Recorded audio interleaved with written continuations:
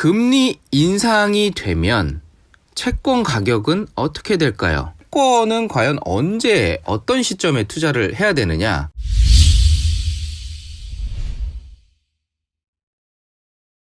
네, 안녕하세요. 마니머신입니다.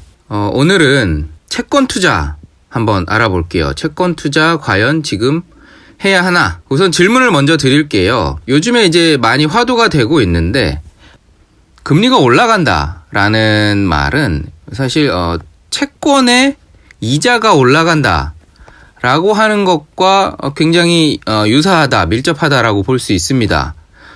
그러면 금리 인상이 되면 채권 가격은 어떻게 될까요? 네, 이 부분을 사실 알아야 채권에 투자할지 말지 의사결정을 하실 수 있는 거죠.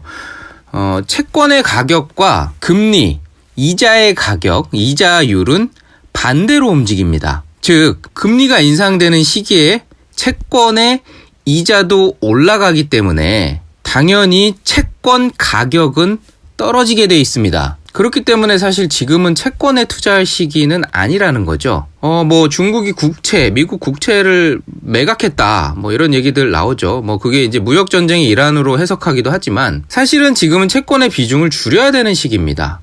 좀 더 공격적인 자산들에 투자해야 하는 시기이기 때문에, 왜냐하면 자산의 인플레이션 현상이 일어나고 있기 때문이죠. 그래서 채권 투자할 시기는 아니다라는 겁니다. 앞으로 더 심화될 거예요. 왜냐하면 금리 인상 초기이기 때문에 앞으로 계속해서 이자가 올라간다는 얘기입니다. 그러면 채권 가격은 계속해서 떨어진다는 얘기죠. 그러면 채권은 과연 언제 어떤 시점에 투자를 해야 되느냐라고 물어보신다면 채권은 금리가 가장 높아졌을 때 투자하시는 게 맞습니다. 금리가 가장 높기 때문에 채권 가격은 가장 떨어져 있을 때가 되겠죠. 반대로 움직이니까. 그러면 금리 높은 시기에 투자해서 금리에 대한 이자율도 굉장히 높은 조건으로 계약이 될 것이고, 그것은 유지된 상태로 채권 가격이 올라가게 되겠죠. 금리가 가장 높은 시점에 투자하면 금리는 점차 떨어질 것이고 채권 가격은 자연스럽게 올라가게 되는 것입니다. 그러면 채권 가격이 올라가더라도 나는 일정 기간 동안 높은 가격에 계약된, 높은 금리에 계약된 그런 금리를 받게 되는 것이죠. 그렇기 때문에 채권에 대한 투자는 금융위기 수준에 아주 경기가 안 좋을 때 투자를 하는 게 맞습니다. 물론 이제 그때는 우량 채권 위주로 투자를 해야 되겠죠. 물론 이제 한 가지 예외는 있습니다. 최근에 이제 많이 유행하는 건데 전환사채라는 게 있습니다. 이제 사채하니까 사람들이 사채는 하면 안 되는 거 아닌가? 이렇게 생각하실 수도 있는데 공부하세요. 네, 사채는 그 사채가 아닙니다. 전환사채는. 전환사채라고 하는 것은 이제 주식하고 전환할 수 있는 권한을 주는 그런 채권을 의미하는데요.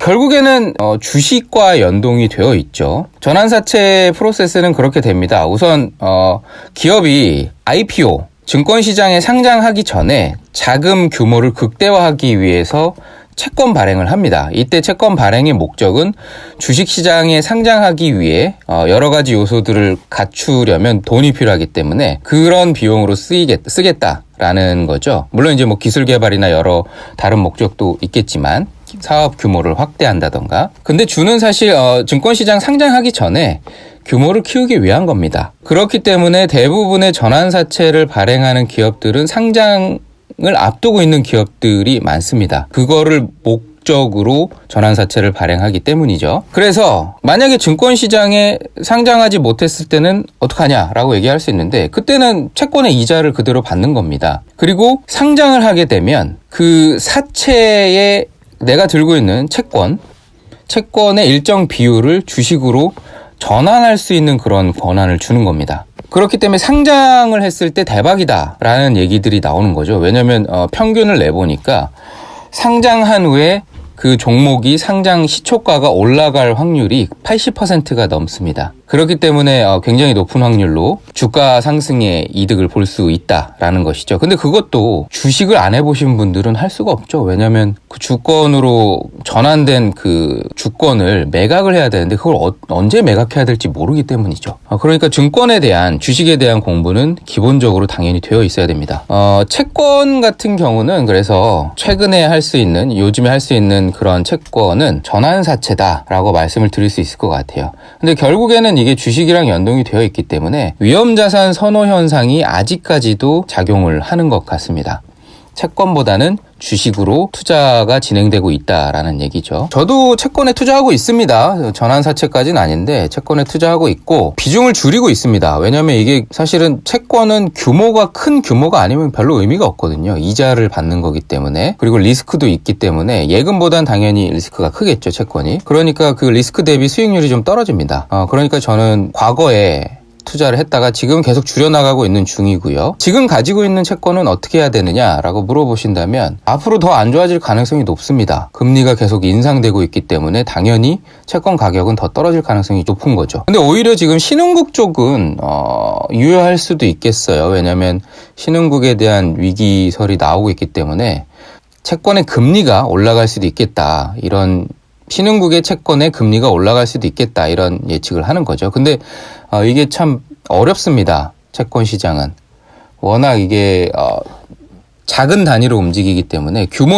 자금의 규모는 크지만 이 퍼센티지, 이자율에 대한 게 아주 작은 단위로 움직이기 때문에 일반인들이 적은 금액으로 투자하기 쉽지 않습니다.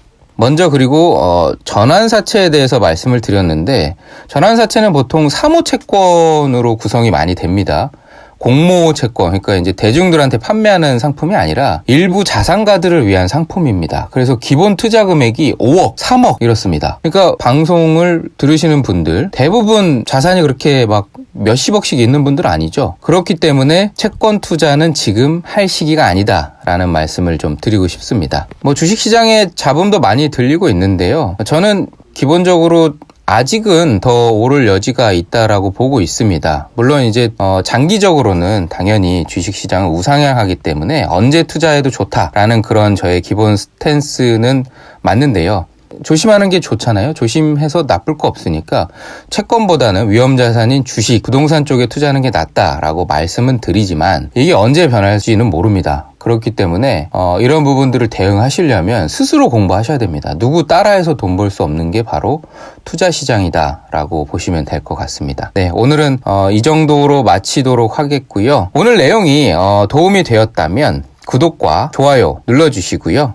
그리고 채권에 대해서 잘 모르시는 분 있으면 아주 기초적인 오늘 내용을 다뤘으니까 내용 꼭 공유해 주시기 바랍니다. 고맙습니다.